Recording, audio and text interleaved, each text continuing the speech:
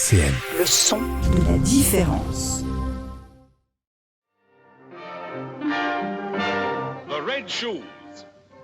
Daring the original musical that captures all the glamour of the south of France in exquisite technicolor. Blending compelling beauty and high drama with a love story of sheer enchantment.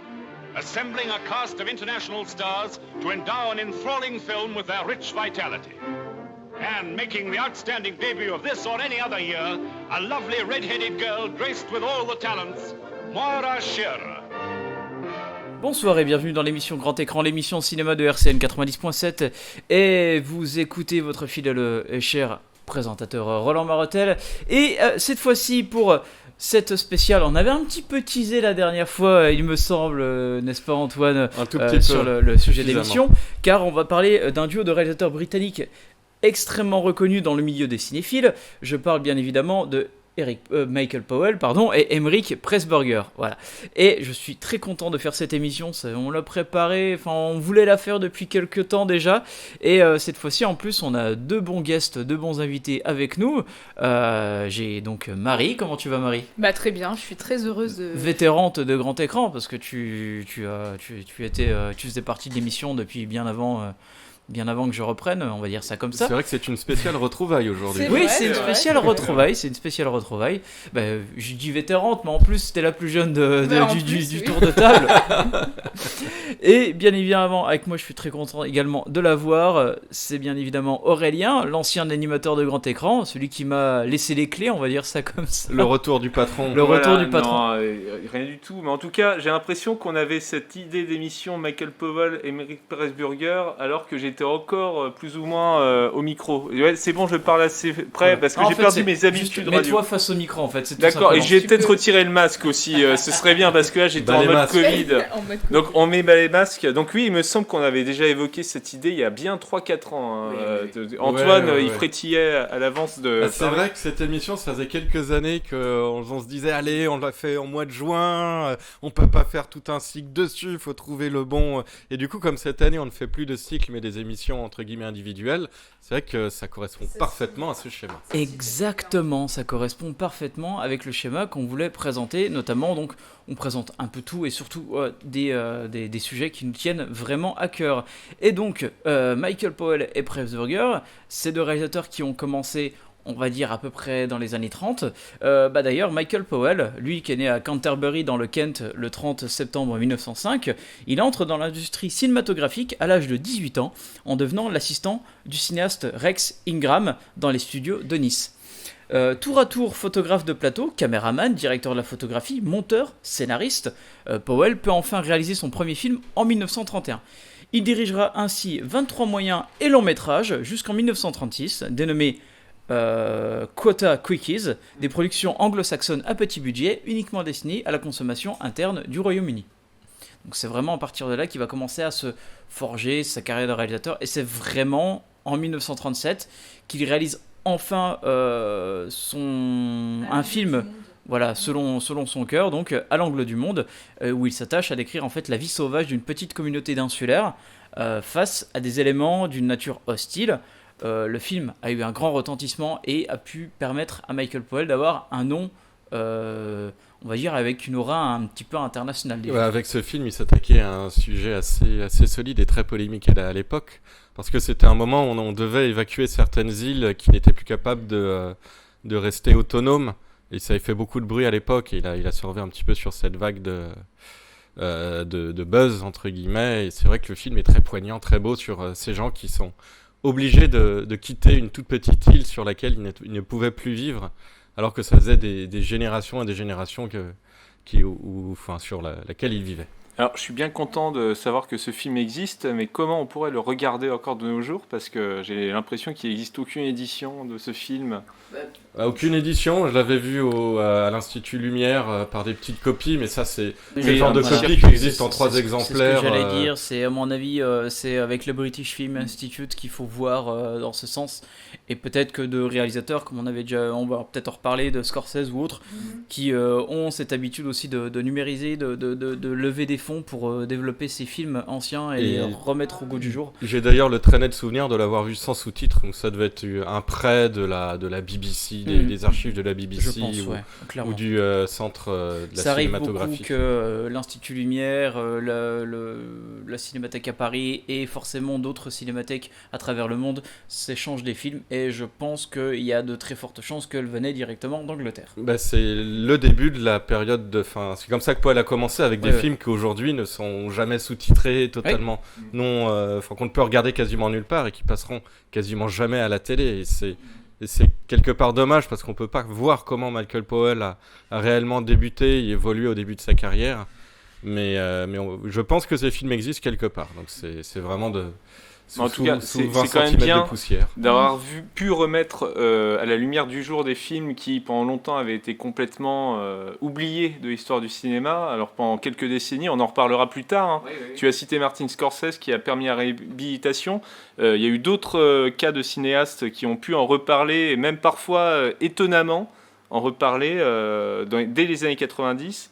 Mais c'est vrai que c'est le souci avec le cinéma Michael Powell, c'est que malheureusement le grand public ne connaît pas les films, ne les connaît plus. Et c'est malheureux parce qu'on verra aujourd'hui dans l'émission que ce sont des films qui ont une velléité vraiment de divertissement populaire, tout en possédant du fond que seul le cinéma d'auteur peut faire ressortir, rejaillir. Donc il y a les deux en même temps et c'est devenu tellement rare, surtout aujourd'hui, à une époque où les cinémas se ferment petit à petit, où tout semble formaté. Redécouvrir ces films-là qui sont tout sauf naïfs, mais qui ont un côté enchanteur. On l'évoquera plus tard avec Roland, mais... Et puis ils étaient tellement prolifiques, il y a eu tellement de films que de toute façon, on aura... le temps de dépoussiérer tout ça. Un film par an. Oui, bien sûr. Ouais, c'était assez impressionnant en fait leur matière de production parce que finalement c'était pas le travail d'un seul homme parce que finalement il y a une collaboration. On parlait juste de Michael Powell, mais Emmerich Pressburger va être relié avec cet homme car oui en fait la première collaboration entre ces deux arrive en 1938 avec L'Espion Noir donc. Il est important de signaler quand même que Pressburger se concentre à la base sur le scénario, l'écriture, et Michael Powell donc du coup sur la mise en scène. Oui, parce que Pressburger c'est d'abord un écrivain. Exactement. C'est un scénariste écrivain qui a d'ailleurs qui s'est fait connaître par un livre qu'il a jamais réussi, qu'il a fait adapter en 57, mais de façon assez, pas exactement dans les conditions dans lesquelles il le désirait. Mais c'est un écrivain austro-hongrois à la base. Il est né en... Oui, et c'est ça. C'est un réalisateur en fait, qui est un réalisateur, oui, co-réalisateur.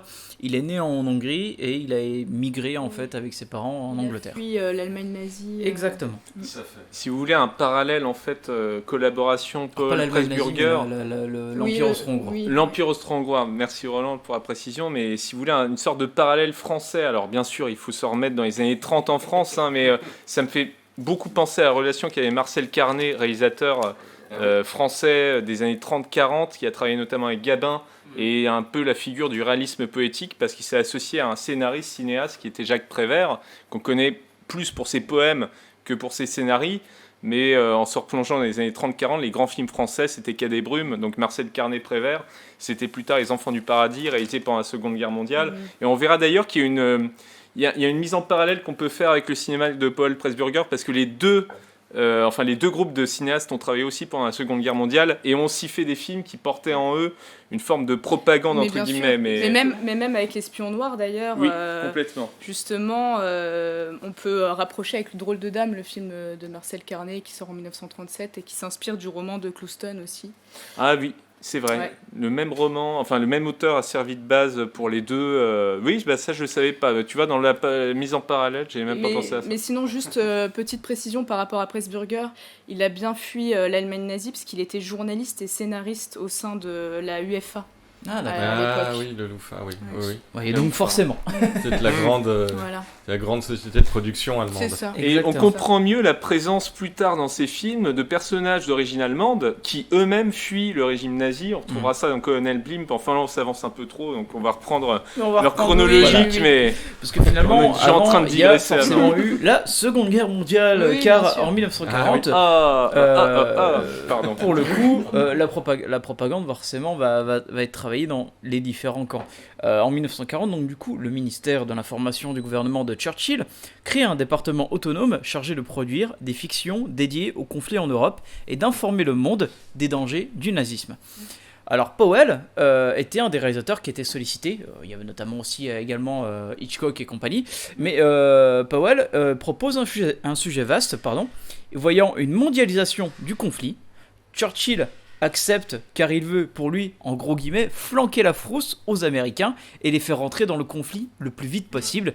Et il en résultera donc 49e parallèle, film sorti en 40, 41, pardon. Donc il a été produit en 40. C'est le mec qui se justifie comme ça.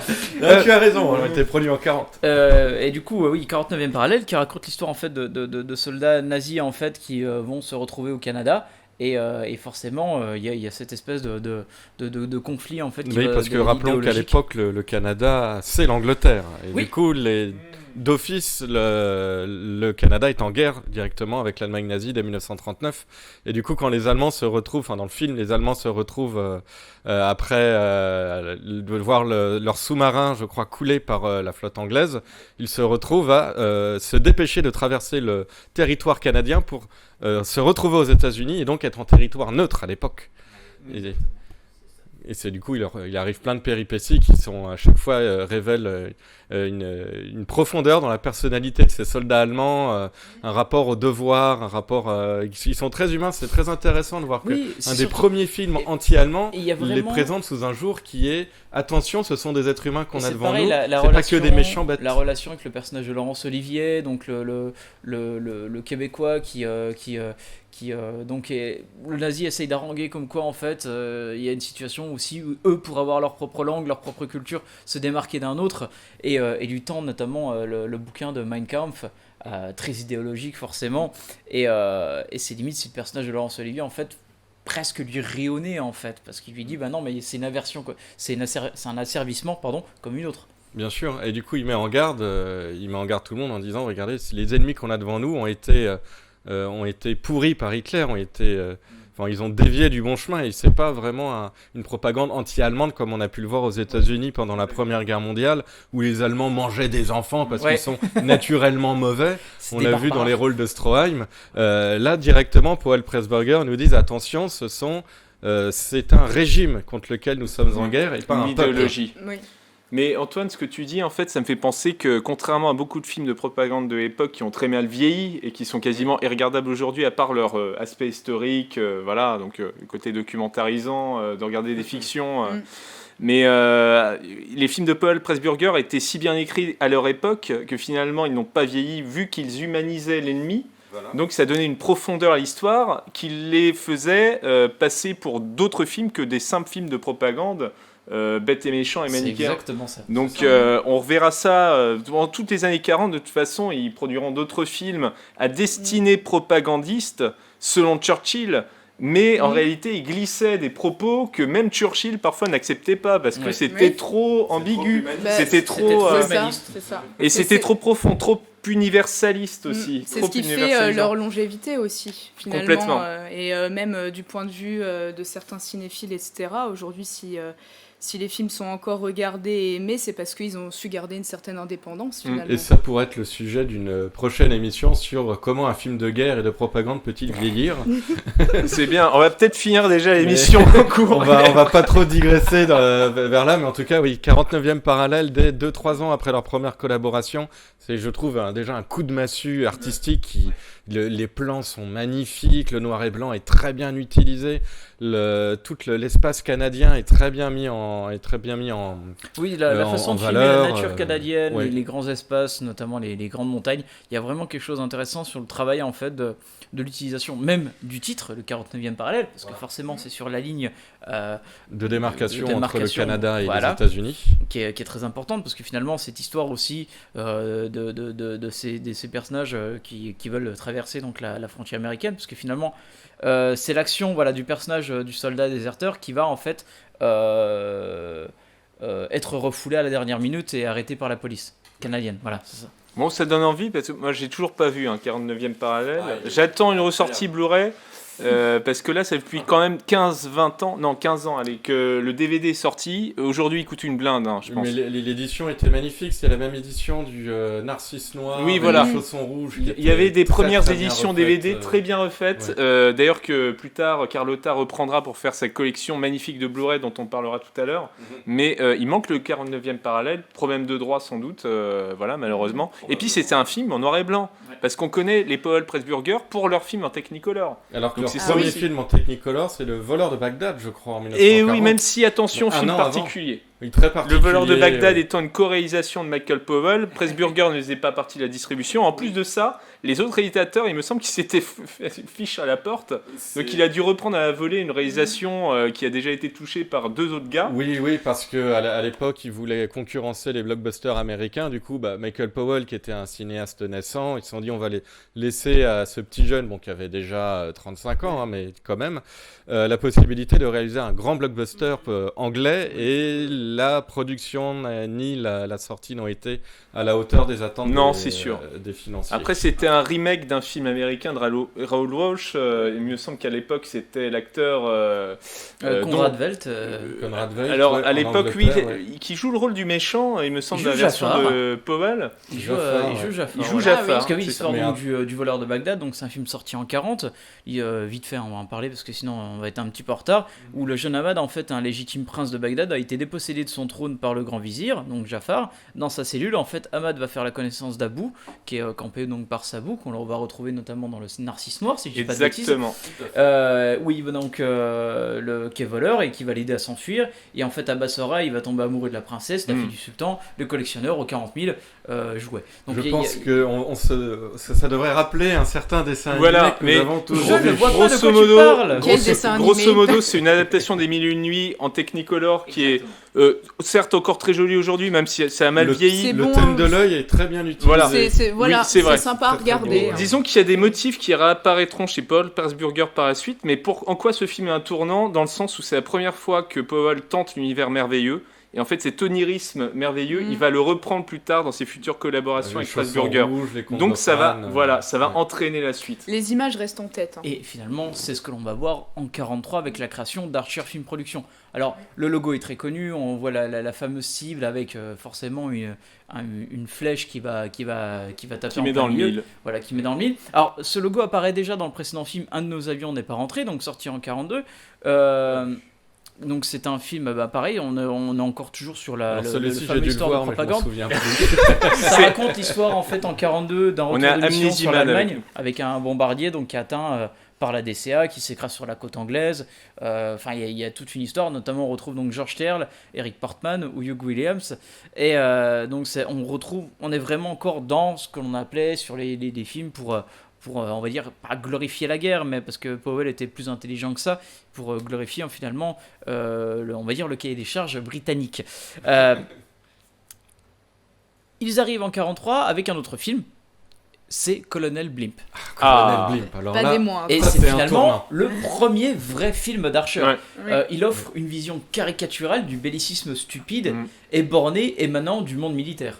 Complètement. Alors là, c'est l'un de mes films préférés de Paul Pressburger. Le premier Paul Pressburger en couleur, en dehors du voleur de Bagdad, que je mets quand même un petit peu hors sujet.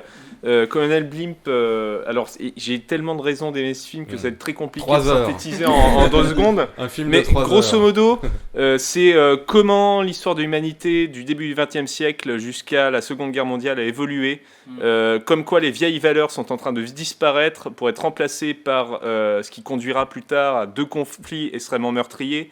Colonel Blimp étant à la base un simple soldat qui a vécu dans l'ancienne Angleterre avec des anciens codes d'honneur et qui se verront petit à petit au fur et à mesure, les générations passant, se faire remplacer par l'individualisme, l'égoïsme, l'égocentrisme, des choses que le colonel Blimp en fait ne va pas supporter, contempler et qui mettront fin à des relations amicales qu'il aura depuis des années avec un soldat allemand, un officier allemand.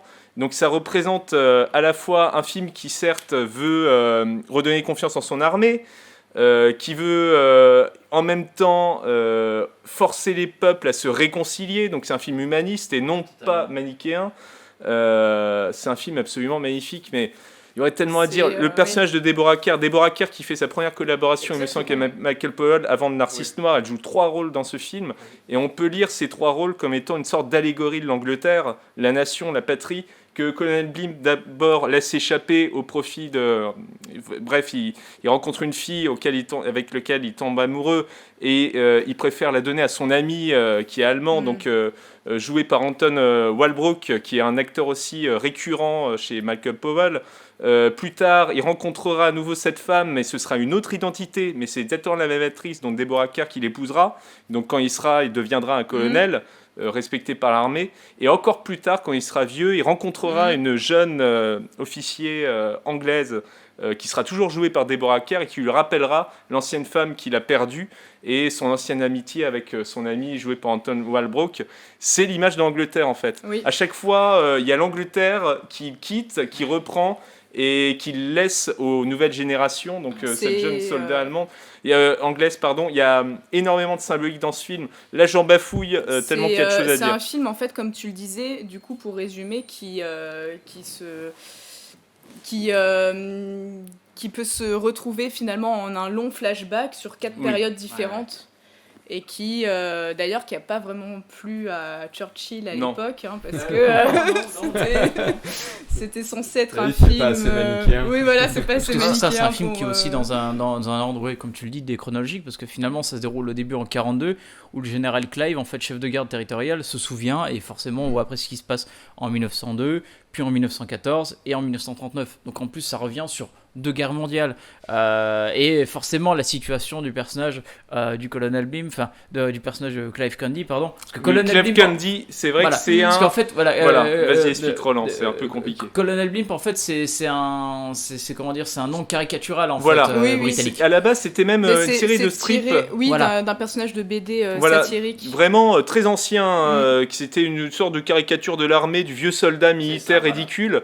Et en fait, c'est ça qui est drôle, c'est qu'ils vont donner au personnage de Candy joué par, d'ailleurs j'ai oublié de le citer, Roger Levesey, qu'on reverra plus tard 2 fois dans les films de Michael Powell et Pressburger, acteur formidable. Et donc cette figure caricaturale va à l'encontre même du personnage de Candy, mais on retrouve l'aspect du colonel Blimp à partir de ce vieux soldat ronchon qui engueule, excusez-moi l'expression, engueule les nouveaux soldats comme quoi ils ne respectent pas en fait le code de l'armée, les vieux codes d'honneur. Donc la première séquence est très drôle, où on voit Roger Levesey grimé en vieux, parce qu'il joue vraiment un vieux soldat, pousser dans la piscine un type qui lui demande de dégager de là, en prétendant que c'est bon, il y a le code qui est lancé, et donc on va pouvoir partir sur le front. Voilà, ça joue sur cette vieille image de soldat bougon, alors qu'en réalité, ça va humaniser le personnage et ça va expliquer pourquoi, en fait, il est devenu ronchon.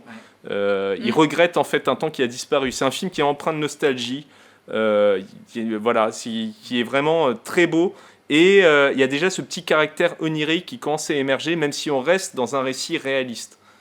Voilà, on n'a pas encore totalement basculé dans le merveilleux onirique. Je vais terminer un peu vite fait sur Colonel Blimp, avant qu'on puisse faire une petite pause BO.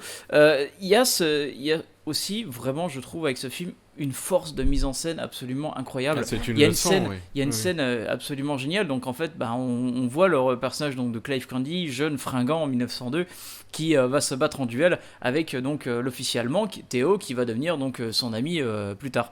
Et il y a cette fameuse scène du duel, donc c'est très codifié, c'est très militaire, tout est bien mis en place. Et on s'attend à voir ce duel, on s'attend à voir ce côté un peu extravagant, teinté d'action et compagnie, KPP. Mais non, la caméra va subtilement se relever, se cacher derrière le toit en fait, et laisser le duel hors champ. Ce qui est impressionnant, parce que finalement c'est une scène absolument merveilleuse et qui montre à quel point en fait il n'y a pas besoin de voir le déroulé de l'histoire, parce que finalement on sait déjà que forcément Clive est vivant, parce que finalement il nous parle déjà du passé.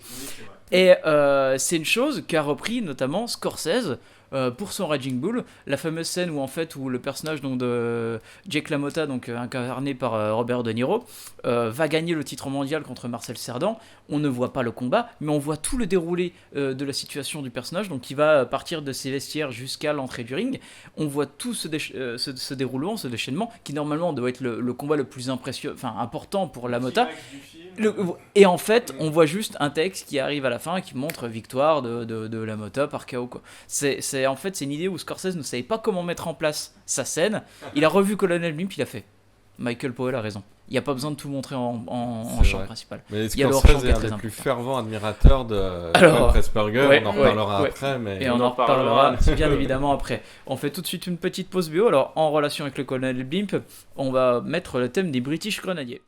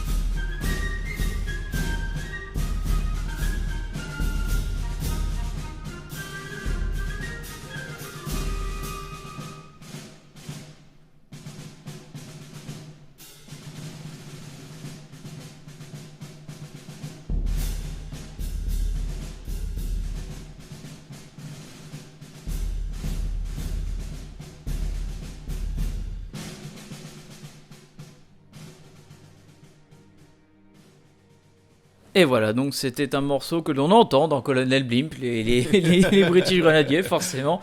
Bah oui, en ces temps de Brexit, nous on fait écouter les airs des British Grenadiers.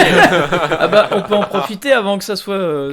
non, pas censuré, mais... Avant que ce soit soumis à des frais de port. Voilà, il y a des frais de port supplémentaires pour après. Alors, revenons quand même sur Archer Productions. Et l'âge d'or et les œuvres fondamentales d'Archer vont arriver forcément après. J'ai même envie de dire Colonel Blimp, c'est le premier. Oui. L'association avec des comédiens talentueux, il y a eu Deborah Kerr, il y a eu David Niven, Kathleen Byron, qui sont des acteurs anglais absolument de leur génération. En fait, c'était les acteurs de toute une génération. C'était d'immenses stars, qu'il y a eu au talent incroyable. Deborah Kerr est brillante au possible. Deborah Kerr est absolument géniale, voilà, dans tous les films. Hein. J'ai dit triple rôle dans Colonel Blimp, elle est parfaite dans les trois rôles. Plus tard dans le Narcisse Noir, incroyable. Elle est extrêmement crédible en nonne. Elle rejouera plus tard une nonne, tu sais dans quel film, hein, Antoine Oui, avec Robert Mitchum. Dieu seul le sait, de John Huston. Je pense que c'est pas un hasard. Non. Je pense qu'il avait aussi vu le Narcisse Noir pour reprendre comme ça Deborah Kerr. Ouais, John Huston, c'est il y a de très fortes chances. C'est un lettré. C'est un érudit. Il savait écrire son nom. Mais finalement, est-ce qu'on peut dire une patte Archer ? Est-ce qu'il y a une patte Archer ? La patte Archer, ce serait quoi ? Ce serait la fusion de la musique et du drame, que l'on peut voir par exemple dans Le Narcisse Noir, ou l'utilisation de la danse, que l'on voit magnifiquement dans Les Chaussons Rouges. Il y a les décors fantastiques, une stylisation visuelle, une question de vie ou de mort par exemple, mais c'est surtout avec la Technicolor en fait. La Technicolor, c'est très important, je pense, pour la réputation des films des Archer. Plus que le reste, même si... on pourrait trouver un dénominateur commun dans tous ces films-là. Ils partent toujours du réel, du monde réel, avant de dévier vers l'onirisme. Ça, c'est très important. D'ailleurs, on parle de Technicolor, mais par exemple, pour leur deuxième film en couleur, qui est Le Narcisse Noir, ils ont utilisé une pellicule spéciale qui n'a, je crois, jamais été réutilisée. C'était les premiers à l'avoir utilisé. Les premiers, peut-être même les derniers à l'avoir utilisé, et ça donne une patte au noir, à la nuance de son qui est extraordinaire, qui ressort, qui est totalement unique. On a l'impression qu'en fait, c'est comme si en photographie, il y avait un côté HDR, mais sans être tape à l'œil. Voilà. Oui. Et l'utilisation des couleurs est intéressante parce que je pense qu'ils influenceront plus ou moins plus tard des Mario Bava en Italie, notamment dans le cinéma transalpin. Lui-même qui influencera plus tard Dario Argento, eux-mêmes qui influenceront plus tard toute une vague dans le cinéma fantastique et d'épouvante et d'horreur. Surtout, c'est l'utilisation de la couleur. L'utilisation de la couleur est très très importante chez Powell et Pressburger et qui forcément, je pense que le cinéma de genre a compris cela et notamment Bava et Argento ont compris que c'était un symbole très puissant et très évocateur. Voilà, elle n'est pas gratuite, hein. Chaque couleur a une signification. Quand un personnage est teint en vert dans Le Narcisse Noir, ça évoque forcément la jalousie. hein, l'envie, la convoitise, le rouge étant la passion, mais peut être envoyé aussi vers la couleur du sang, donc la mort. Et le tout filmé dans des décors, enfin pas tous évidemment, mais en partie dans En des studio. décors Oui. non, réel, il y a beaucoup Réel, de décors. et alors en même temps, il y a des images alors de c'est l'Inde. vrai que dans le Narcisse Noir, justement, Powell voulait faire en tout cas le plus de prises possible en studio pour justement s'éloigner en fait des paysages réels, du Notamment, réalisme. Il y a des plans contre-plongés, parce que bon, l'histoire se déroule en fait, revenons un petit peu vite fait sur l'histoire. Donc ça a la demande d'un général, donc le général Toda Hirai. Une petite communauté de nonnes en fait vient s'installer dans le village de Mopu, au pied de l'Himalaya, pour ouvrir donc un dispensaire et une école. L'agent britannique de la région, Mr. Dean, en fait va hostile au projet, se heurte en fait à la sœur Clodag, la mère supérieure. Et il y a des scènes absolument magnifiques. Il y a une scène qui est superbe en fait où donc on va dire pas le personnage de la nonne en fait va provoquer en fait un meurtre plus ou moins en fait sans rendre, enfin pas prémédité, mais avec la fameuse scène de la cloche, je sais pas si tu te rappelles, où il y a un contre-plongé absolument magnifique. C'est l'un des derniers plans du film, oui, qui est complètement fou, mais même bien avant, dès le début du film, quand Deborah Kerr sonne la c'est une cloche. sorte de huis clos dans un monastère Oui. étouffant, angoissant, Parce que voilà, c'est un monastère qui est fantastique. c'est un monastère qui est complètement coupé du monde. Qui est perché en haut d'une falaise, ils prient Dieu, ils essayent de soigner les habitants des environs. Les éduquer aussi. Les éduquer un petit peu, oui. Et c'est vrai qu'aujourd'hui, quand on le regarde, il y a tout un imaginaire un peu colonial du fait, nous, on est là, on apporte Dieu, donc on n'est pas perché comme dans un monastère européen, on est dans la foi, dans l'amour du prochain, dans l'éducation. Et aujourd'hui, on se dit, oui, mais d'accord, mais sinon, barrez-vous et laissez-les tranquilles. mais du coup, Certes, ça fait partie de l'époque. Mais ce film est sorti en 1946, au moment où il y avait les premières grandes manifestations en Inde pour l'indépendance menées par Gandhi dès la fin, avant la Deuxième Guerre mondiale, mais ça s'est amplifié avec la fin de la Seconde Guerre mondiale. Mais ce film a une particularité quand même d'être quasiment un film d'horreur grand public anglais à cette époque. Ouais, il y a presque un design un peu à la Hammer en fait, ce que reprendre même peut-être la Hammer après en fait. Oui, il y a vraiment surtout l'utilisation de cette couleur spécifique, d'une teinture, d'une lumière particulière en fait, qui va provoquer en fait ce genre un peu d'effroi qui peut donner ou voir une sensation de danger dans tous les instants présents. Puis voir cette nonne très jeune qui doute énormément. Qu'est-ce qu'elle vient faire ici dans les montagnes elle doute de sa hiérarchie, enfin elle doute d'être la bonne hiérarchie possible. Elle doute de sa sexualité. Elle doute de sa sexualité. Elle doute de son. Elle est tentée par l'autre voie que ce qu'elle prétend avoir en fait. Mais sur il se rapproche, dans ce cas-là, Michael Powell, Pressburger se rapproche du cinéma d'Hitchcock, dans le sens où ils mettent en scène des personnages qui ont une obsession, qui les pousse vers la folie, au bord de la folie, et qui va forcément les autodétruire ou détruire le groupe.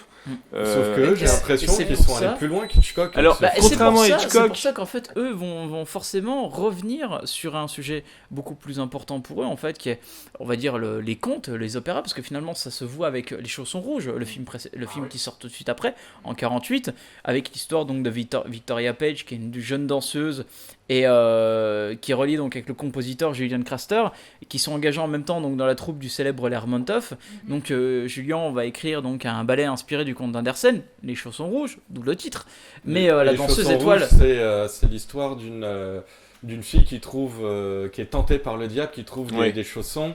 Et simplement, en mettant ses chaussons, elle se rend compte qu'elle ne peut pas s'arrêter de danser. Voilà. Ce qu'elle rêve, c'est de danser, de bien danser. Et en fait, grâce à ses chaussons, elle peut danser, mais jusqu'à la mort. Et c'est la métaphore de tout le film. Parce que finalement, l'histoire, le récit enchâssé, ça parle du scénario, en fait, des Chaussons Rouges.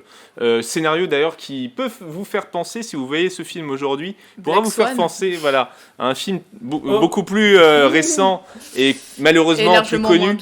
Et largement moins bien. Black Swan de Darren Aronofsky.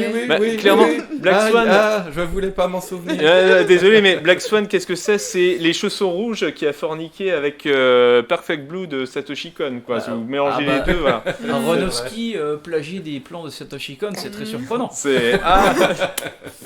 Bref, voilà, c'est fin de la parenthèse, on va pas vous enquiquiner. Alors, C'est vrai vrai qu'avec les chaussons rouges et le narcisse noir, pour moi, c'est clairement la meilleure période de Powell Pressburger. Je me souviens que je les avais montrés tous les deux à Sébastien. Il est tombé par terre. C'est tellement surtout c'est- ce qui couleur, m'impressionne, cette c'est mise en voilà, scène est c'est la formidable. Technicolor est absolument Technicolor.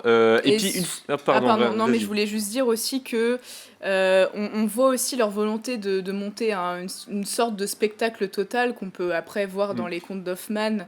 Mais il y a ce ballet de 17 minutes que tu vois dans le film qui est Ouais, magnifique, incroyable. Oui. qui est incroyable. Mais qui fait écho aux productions américaines de cette époque, des productions notamment menées par Gene Kelly. On pense aux The Pirates, Chantons sous la pluie, Un Américain à Paris ou The Ben Wagoon. À cette époque-là, c'est vrai que les productions aimaient bien mettre une histoire dans l'histoire, complètement onirique. On utilise les décors de Hollywood ou là dans cette... Tout est factice, mais de l'Angleterre. Voilà. C'est complètement factice, mais pendant Bah oui. 10, 15, 20 minutes, tu as une scène complètement onirique qui sort de nulle part et qui est quasiment surréaliste. Une scène baroque avec une utilisation des décors complètement totalement dingue. Et du coup, ça s'éloigne un peu du réalisme, entre guillemets, qu'on peut retrouver au cinéma. Là, c'est vraiment... Ça touche le domaine du spectacle vivant. Et c'est ça qui est mais de toute façon, tout en formidable. mettant une touche de magie, de fantastique Voilà. dont C'est on parlait ça. tout à l'heure. Ils sont beaucoup inspirés des premiers concepteurs de l'histoire du cinéma, dont Georges Méliès, qui était lui-même artiste de cabaret. Donc, finalement, ce qu'il faisait, c'était avec la technique cinématographique, il reproduisait des tours de magie qu'il faisait sur scène, sur l'écran. Et on retrouve un peu ce charme-là dans les films de Powell Pressburger, presque un hommage, bien tardif à Georges Méliès, presque, dans ces films-là. Mais je voulais juste revenir sur le piège du cinéma fantastique et d'horreur. Contrairement à un pur film de cinéma d'horreur et d'épouvante, le Narcisse Noir échappe complètement à cette codification. On retrouve des traces, des marques, mais en aucun cas on pourrait dire c'est juste un film d'épouvante, c'est juste un film d'horreur. Ah non, pas du c'est tout. tellement non, riche Pas du tout. que Ça a pu inspirer les films voilà, d'horreur. mais ça parle toujours de leur C'est autre époque chose, oui. et les personnages sont profondément sont profonds, voilà, tout simplement. Ils ont une psychologie profonde. C'est toujours très ambigu.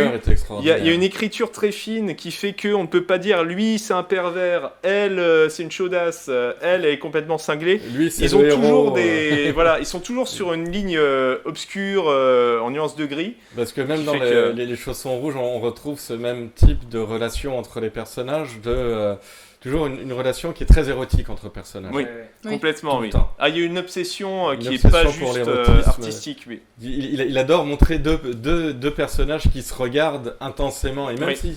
même si le plan ne dure pas longtemps, il y a toujours dans ce regard une hésitation entre est-ce qu'on va parler là ou est-ce qu'on va faire l'amour sur le bureau. Mais ça reste pudique, il faut le dire. Oui, bien sûr. Forcément, c'est l'époque aussi. Bien sûr, oui. Ça- Mais on verra qu'après, Powell, Bah, il va plus se Ouais, lâcher parce par que la suite. même par exemple le personnage dans La Renarde aussi, il y a toujours ce côté un peu pudique quand même. Mais pour revenir vraiment, terminer on va dire un peu sur l'âge d'or, c'est vrai que le cas, les contes d'Hoffmann, je trouve qu'il est important de revenir là-dessus, parce qu'en fait, on peut le dire, ça voulait être, je pense, l'œuvre complète, la plus complète du reste de leur filmographie. D'un irréalisme absolu, il y a une stylisation du champ, de l'image, le travail du jaune, du rouge, puis du bleu selon les actes, c'est bourré d'idées de mise en scène. Pour une œuvre de 51, en fait, j'ai l'impression qu'il y a tout, il y a le condensé en fait de tous les travaux précédents de Powell et Pressburger. Et en même temps, Qui un peu voulaient trop. te réunir en un, voilà, qui C'est voulaient ça. te réunir en fait en un seul, et je pense que c'est peut-être ça leur souci, c'est que c'est peut-être un film qui est peut-être trop bourratif. Et en fait, c'est un peu le parallèle que j'ai envie de faire 50 ans plus tard avec David Lynch qui fait Mulholland Drive. Et on se dit, waouh, quel chef-d'œuvre, c'est parfait, il y a une touche d'un petit peu tout. Et quelques années plus tard, il nous sort Inland Empire qui va 10 fois plus loin là-dedans. Et là, on se dit, ouais, non, c'est trop, ça va trop Il a loin. franchi la frontière. Voilà, donc Mais après, si vous avez vu Mulholland Drive et Inland Empire, vous pouvez vous dire, en grosso modo, que les chaussons rouges et les contes d'Hoffmann, c'est un peu cet équivalent de parfois on va trop loin. Alors attention J'exagère, quand même, attention, j'exagère si on même. devait comparer, allons jusqu'au bout de la comparaison, je préfère quand même me mater les contes d'Hoffmann à Inland Empire, même si ça n'a rien à voir. Les contes d'Hoffmann, tu regardes ça à Noël, limite, voilà, même si t'as un œil discret à un Mais moment donné. l'Empire aussi, tu le regardes à Noël en famille. J'aimerais pas être dans ton Noël, hein, parce que des Noëls avec des lapins géants campés par, il me semble, par les actrices de Mulholland Drive. Exactement. Les lapins, là. Absolument. Oui, Ouais. Allez les notamment- enfants, une Empire et après on ouvre les cadeaux. Notamment Naomi Watts, en fait, elle était assez déconcertée par le tournage parce qu'en fait, il faut le savoir que tournage en studio avec des énormes costumes de lapin, à un moment donné, elle s'est retournée quand même vers Daryl Lynch. Tu es Qu'est-ce sûr que qu'en t'es en fait, train il de faut faire vraiment qu'on joue dans ce costume parce que là, il fait 40 degrés, je suis comme pas permis dedans, faut vraiment qu'on continue. Et en fait, Lynch a juste dit oui. On va pas trop s'étendre là-dessus, mais en plus, il y a Laura Elena Haring, Naomi Oui. Watts et Justin Theroux juste pour une scène. Une seule. Ouais, Et tu qu'on ne vas me revoit faire plus, et croire. on sait pas ce que vient foutre cette scène dans Et le voilà, film, non c'est mais pas grave. regardez plutôt les contes d'Hoffmann. Il y a une très belle édition de Canal Plus en Blu-ray. Oui, et puis surtout restaurant comme ça, Canal. Absolument. Vous n'avez pas à aller à l'opéra, Voilà, vous avez parce juste que- à voir un film, les contes d'Hoffmann, tirés d'Offenbach. et Oui, puis d'ailleurs, Surtout que voilà. c'est plusieurs histoires en fait. Oui. Ça reprend plusieurs histoires qui sont conceptualisées par Powell et Pressburger. Et c'est c'est vraiment le dernier film de leur âge d'or. A commencé avec Colonel Blim, je pense, et terminé avec les Contes d'Hoffmann. Donc ça leur laisse quoi? Ça leur fait 10 ans, un peu plus, à peine plus, 10 ans de Ouais, vraiment c'est production fast, où il très faisait fast. un film par an qui était d'une Quasiment, qualité incroyable, quasi quasi que révolutionnaire. des chefs-d'œuvre. Après, pas tant de succès en Angleterre, Non. mais pas à l'international. Et Pas ça tant de explique succès que ça. peut-être pourquoi ces films-là, par la suite, sont un petit peu tombés dans l'oubli. C'est peut-être le manque de succès total de ces films qui ont fait que, peut-être trop d'avance sur leur temps. Et c'est très symptomatique du cinéma anglais de cette époque qui est très peu connu. Parce que tout le monde sait que les Hitchcock ou plein d'acteurs, Cary Grant, ont immigré de l'Angleterre vers les C'est États-Unis. ont surtout fait ça, leur en fait, carrière on se là-bas. souvient en fait des acteurs anglais qui ont immigré Oui. vers les États-Unis. Alors que le meilleur du cinéma anglais de cette époque est tombé dans le. Et d'ailleurs, il y a les cheveux qui se dressent sur ma tête parce que là, je viens de me rendre compte avec effroi que j'avais oublié de parler de Une question de vue de mort et Je sais où je vais. Moi aussi. Donc Je sais où je là, il y a vais. un gros problème là, Roland. Très Qu'est-ce vite qui fait, se parce passe que c'est vrai Vite que fait, ouais, encore deux chefs-d'œuvre. Ah, oui, L'émission, oui, elle va c'est- durer 6 heures. On Non, s'en mais fout. oui, vite fait, Voilà. mais c'est vrai que Question de c'est. Vue de mort, on en ces avait deux films déjà sont- parlé à cette émission il y a il y a un ou Ouais. 2 ans. on vous conseille la réédition, notamment numérique. Complètement, absolument magnifique. Et je sais où je vais, plus étrange, plus subtil, plus intérieur. Comme Complètement. un film. C'est Film les intimiste. Les questionnements d'une femme. Et film en noir et blanc, à nouveau. Ils En reprennent 45, le noir et ouais. blanc. Avec Roger Livesey qui revient. D'ailleurs, il faut le savoir, il voulait pas quitter Londres parce qu'il avait une répétition d'un. Je crois qu'il était au théâtre. Et du coup, tous les plans, on le voit en Écosse, en extérieur, sont des plans de studio avec l'incrustation derrière des paysages écossais. Et tandis que la fille a vraiment tourné là-bas. Donc ça faisait un décalage total. Mais qui correspond très bien au questionnement du film. Et, Oui.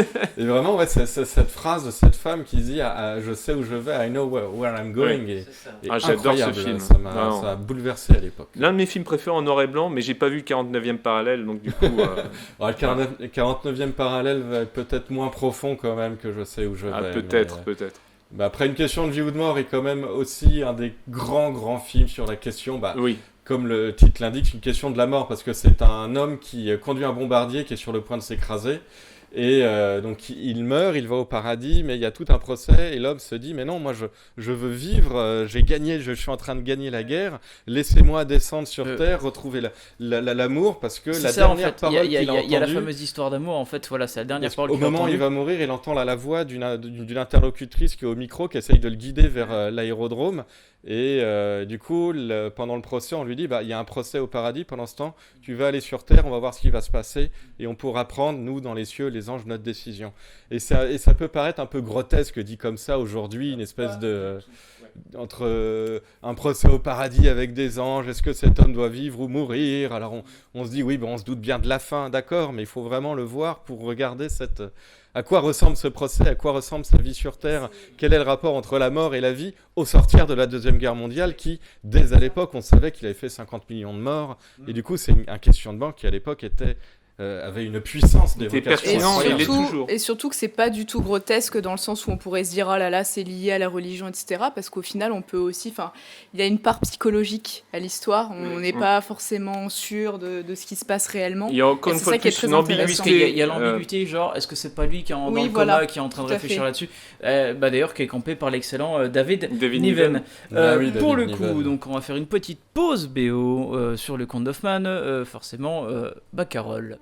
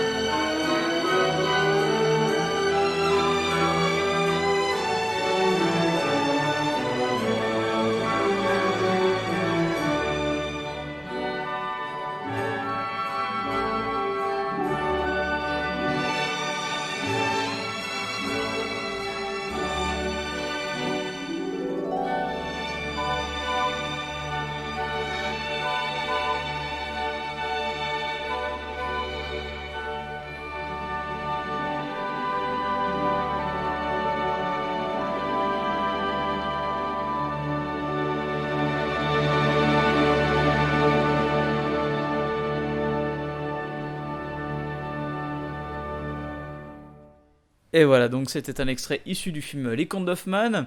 Alors, on termine notre émission donc, sur Powell et Pressburger, et finalement, l'après-Archer. On a vu l'âge d'or qui a absolument une période absolument faste, magnifique et grandiose du 7e art. Mais les Contes d'Hoffmann ont coûté cher. Et les Contes d'Hoffmann ont coûté cher, et Archer Productions, à un moment donné aussi, ça fait un peu mal au porte-monnaie.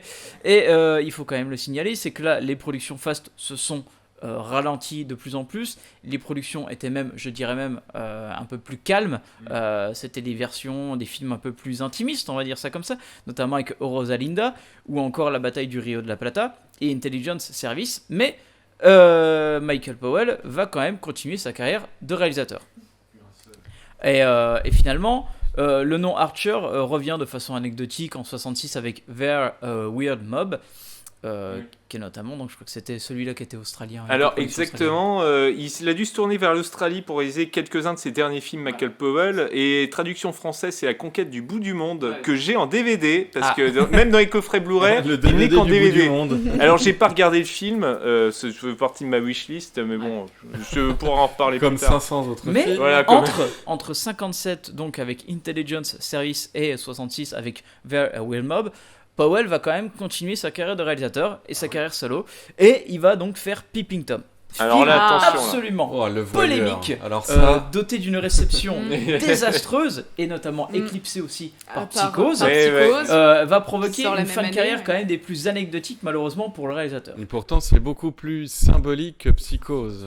Et Alors, justement, on son parlait pendant de- parfait voilà, de c'est Psychose. ça. Et puis on parlait de tout ce qui était psychologique, même par exemple dans le Narcisse Noir, on disait Freudien. que oui, Oui. que ça a amené voilà tous les Fait Mario par- Bava symbolique. après, Fait Pour par deux revenir- cinéastes anglais, Hitchcock et Powell. Pour revenir en fait, Peeping Tom, donc traduit en français par Le Voyeur, sorti en 59 ou en 60, 60 en 61, France, peut-être mais même. ouais, voilà. Donc l'histoire de Mark Lewis, jeune opérateur de prise de vue, et en fait un désaxé et qui assassine les femmes de mœurs légères. Et les films durant leur agonie avec une caméra 16 mm qui relie en fait avec une lame devant. Ouais, quand il approche la caméra, il Voilà. les tue. Voilà. Et il fait la connaissance donc de sa jeune voisine, Hélène, qui est attirée par le jeune homme, en même temps qu'intriguée par son étrange comportement qui est assez troublant. Alors, notamment, on retrouve donc Karl Boehm, Anna Massey, on retrouve même Moira Shearer aussi à un moment donné. Oui, c'est vrai. C'est un film en fait qui est hyper en avance sur son temps, parce que Oui, finalement, complètement. je pense que sans ce film, on n'aurait pas eu par exemple des films comme Henry, Portrait d'un serial killer ou autre, où on a un antagoniste vraiment dans le rôle principal, donc on suit ses actions. Contrairement à Et- Psychose, où Exactement, Anthony Perkins parce que- c'était un second Parce rôle. qu'il y a une enquête. Il y a Voilà. aussi une Oui, enquête. oui, Il y a On n'est Hitchcock pas du qui a point de toujours vue relié du sur tueur. l'enquête. Là, on est dans le point de vue total du tueur. On sait que c'est un tueur, on sait qu'il va attaquer, on sait qu'il va tuer, et en fait, on va apprendre comment il va se faire arrêter. Ou comment il va. Et au aller final, c'est jusqu'au vrai que ce film a une réception désastreuse. Ça a mis quasiment fin à la carrière de Michael Powell. Mais au fil des années, très rapidement, le voyeur est devenu plus célèbre que toute la tous les production autres. des Des que tous archers. les autres. J'ai envie de dire malheureusement, mais en même temps, Peeping Tom, c'est un chef-d'œuvre Ouais, absolu. Peeping Donc, Tom, en fait, a été un des films qui a été réhabilité par Scorsese dans les années 90, notamment à travers différents festivals où il a en fait participé à la restauration du film. Hein. Il était très attaché avec Michael Powell parce que c'était devenu un ami, parce que Michael Powell s'est marié en 84 avec la monteuse de Scorsese, Thelma Schoonmaker, donc ils étaient déjà bien reliés, on va dire ça comme ça. Mais c'est vrai qu'en fait, il avait toujours des yeux d'admiration pour Michael Powell parce que Scorsese est un mec qui regarde des films constamment, et il a vécu avec les cinémas de Powell et Pressburger. Cinéphage, cinévore. Et est-ce que vous vous souvenez Oh, pardon. non, mais je voulais Vas-y. juste dire par rapport à Peeping Tom, le scénario a été écrit par Leo Marx, qui était dans l'espionnage britannique. Et le scénario a été écrit de façon très très étrange, c'est-à-dire qu'il mettait, le scénariste mettait des images dans son scénario, et Michael Powell les a respectées en fait dans la réalisation. Donc, Il storyboardait Et déjà. c'est le- pour ça en fait les idées même, je pense, du POV, en fait, du point of view. Oui, qu'on c'est pour voit ça. Très D'où habituellement. l'apport Très des images. inhabituellement Oui. à l'époque. hein. Complètement, bah, c'était complètement avant-gardiste. Mais vous savez quel réalisateur rend déjà hommage au film dans les années 90, dans un film d'ailleurs assez étonnant et pourtant complètement logique. J'ai été surpris en le revoyant récemment, alors qu'aujourd'hui on s'en moquerait plutôt parce qu'il a mis fin au genre qui est censé rendre hommage. Ça vous dit rien ça ? Aladdin. Non. En 95 ou 16, vous avez une question qui est posée par le tueur du film et qui demande à l'une des filles qui va se faire tuer. Ah, Scream. Exactement, Scream. qui est le premier slasher de l'histoire Ah, du oui. cinéma. La fille répond Halloween, se gourre, et le tueur, le Ghostface, lui répond ah bah non, c'est Peeping Tom en 1960. eh oui. Petit Ah. hommage de Wes Craven, Ah, réalisateur cinéphile, qui certes mettra fin au slasher à cause Avec ou grâce Ça, à Scream, ouais. et toutes les suites et les parodies qu'il y a eu avec Scary Movie et compagnie, et pourtant, dès les premiers dialogues de Scream, il rend hommage au maître Et oui. Peeping Tom. Voilà. Et c'est vrai qu'après, Michael Powell a été boudé par les studios, Pressburger, pareil. Alors, cependant, Powell retrouvera Pressburger une dernière fois en 72 avec The Boy Who Turned Yellow, leur tout dernier film. Oui. Qu'on n'a pas vu. Bah, Visiblement. non, mais là on parle de c'est ça films qui est qui est bizarre, quasiment quoi. impossible à trouver. Parce Parce que que là- les contes d'Hoffman, on a quasiment C'est dommage rien que vu, vous voyez et pas les Pippington images. d'un coup. Parce que là, j'avais 3 têtes devant moi complètement confuses, ne sachant pas quoi ajouter, mais... Non mais c'est vrai. c'est vrai, Mais c'est totalement apparemment, ça. ça parle de chats, et c'est marrant parce que le dernier film de Kurosawa, qui est Madadayo, parlait aussi de l'évocation d'un chat, comme quoi le chant du cygne d'un cinéaste tourne toujours autour de la perte d'un chat. C'est bizarre, voilà, Ah ça n'a bah, rien à voir. Gabin mais et c'est Simone parce qu'un Signoret chat- en Le savent quelque chat, chose. parce Pierre que- Granit de C'est fer. parce que le Oui. chat ne vit. Voilà, tout simplement. Pour le coup, donc on termine donc du coup avec un morceau de Peeping Tom composé par Brian Hisdale et on reviendra donc la semaine prochaine avec un autre sujet. Mais oui. Est-ce que je tease ou pas? Oh, tu peux... Alors, un mot seulement. Kangourou. Et voilà. Salut Marie, salut Aurélien. Salut Salut Roland, Antoine, merci. salut. Merci. Merci les gars.